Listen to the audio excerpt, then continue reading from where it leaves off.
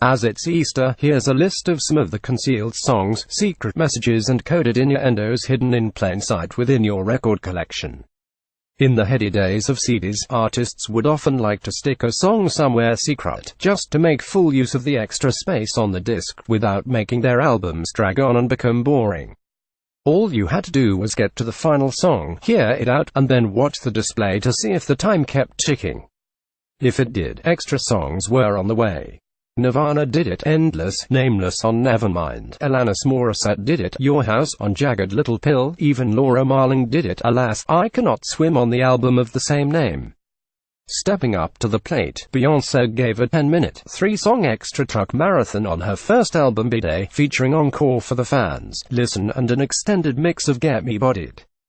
She also, being a busy woman, dispensed with the waiting time. Oh, and if you bought the album at the American Megastore Best Buy, you'd get another hidden song called First Time. Watch highlights of Super Furry Animals set at Glastonbury 2015. Of course, some artists found the idea of expecting the fans to wait a while, then receive a hidden song to be a little obvious, and took to hiding songs in the tiny gap before the first track. The way to access them was to wait until your counter ticked down the seconds before starting, then hit the rewind button. Artists who've hidden their own songs in this way include McFly, Get Over You, on Room on the Third Floor, Queens of the Stone Age, The Real Song for the Deaf, on Songs for the Deaf, and Kanye West, Goodnight, on Graduation, with Super Furry Animals being early adopters of the trend. If you have a copy of their 1999 album Gorilla and your CD player isn't too modern, you may find a lovely mid-tempo power ballad called Citizens Band, which is not unlike their early single Hometown Unicorn, as featured in the 2015 Glastonbury set. Listen, the Monty Python team's best sketches. One aspect of the vinyl revival that doesn't seem to have made a return yet is the cutting of the grooves in a record so they can play one of two different tracks, both occupying the same space on the disc, depending where you put the needle. The Monty Python team put together the most elaborate version of this with the 1973 album The Monty Python Matching Tie and Handkerchief. The second side, frustratingly, both sides were labeled Side 2, was cut so that listeners could access one of two different suites of skits and sketches, examples of which can be found above. They didn't tell anyone either, which must have been enormously confusing.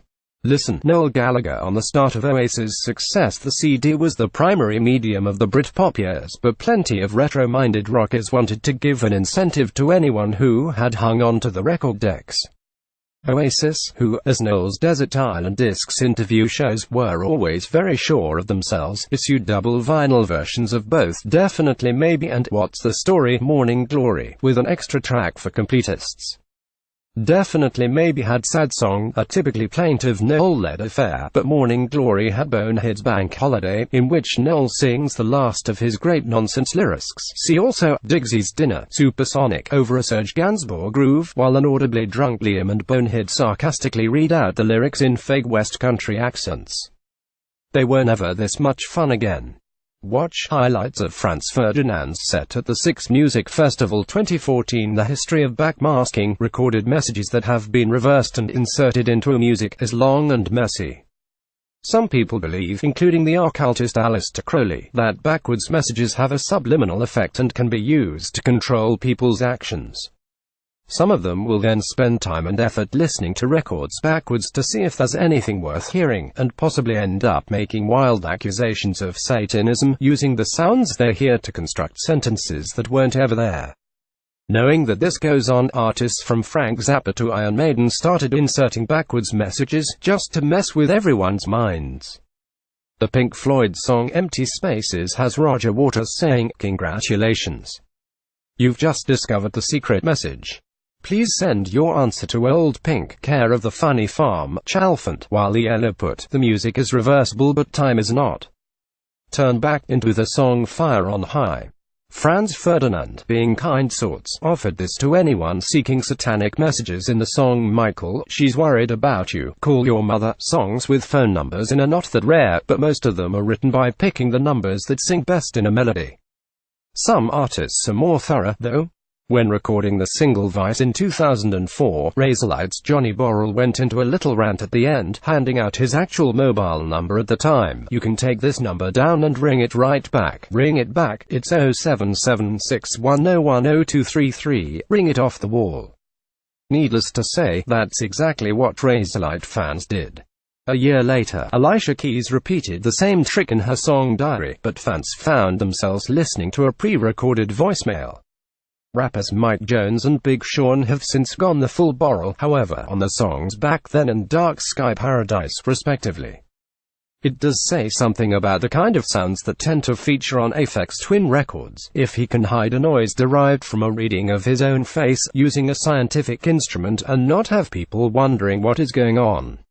Looking at the end of his single Window Licker through a spectrogram, a spiral pattern appears. He'd inserted it using a virtual synth program called Metasynth that would convert images to sound. The real shock came with the song's B-side, entitled Delta Me -1 equals minus Alpha Sigma N equals 1 NDIN, Sigma J element of CI, FJIN -1, Fex TN -1, but more commonly known as equation or formula.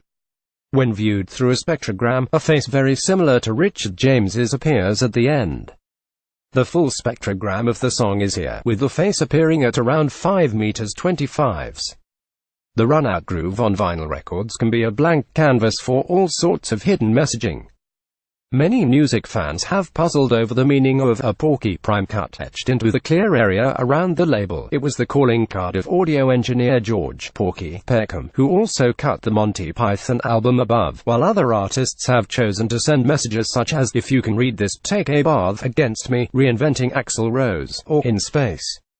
"No One Can Hear You," Clash, The Clash, spread across 6 sides of the Sandinista LP. The Smiths were also particularly good at this game, putting "Everyone is a Flasher" at heart in the runout groove of "Girlfriend in a Coma," and "The Impotence of Ernest," and "Romantic and Square is Hip and Nowhere" on the 12 of William. It Was Really Nothing. Sometimes artists want to sing about forbidden things in an innocent way, to give anyone in on the joke a little giggle. That's the double-edged thrill of most music hall songs, or the hits of George Formby and his little stick of Blackpool rock. There are also songs that artfully codify drug use as if it's another kind of thrill entirely, or may do. It's hard to be coy and empirical at the same time. These include Got to Get You Into My Life by the Beatles, There She Goes by the La's, and Can't Feel My Face by The Weeknd. The Shaman, on the other hand, went to #1 in the charts with a song about a pretend Victorian party animal called Ebenezer Good, featuring the chorus, "He's a good, air-coded, athletic message of such painful obviousness it made Britney Spears' If You See Me look like a crossword clue from the Times." Of course, some artists really like to push the boat out. On the Ash mini album Trailer, released in 1994, there's an extended noise at the end of the song Get Out, which is a sped-up and reversed version of an early demo of their song Intense Thing. As the technology to process the audio was not widely available for years afterwards, the song wasn't discovered until 2006.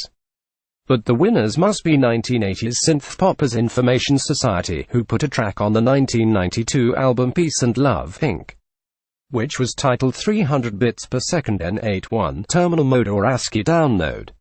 Fans were expected to set their computer modems according to the title, then play the song down the phone line.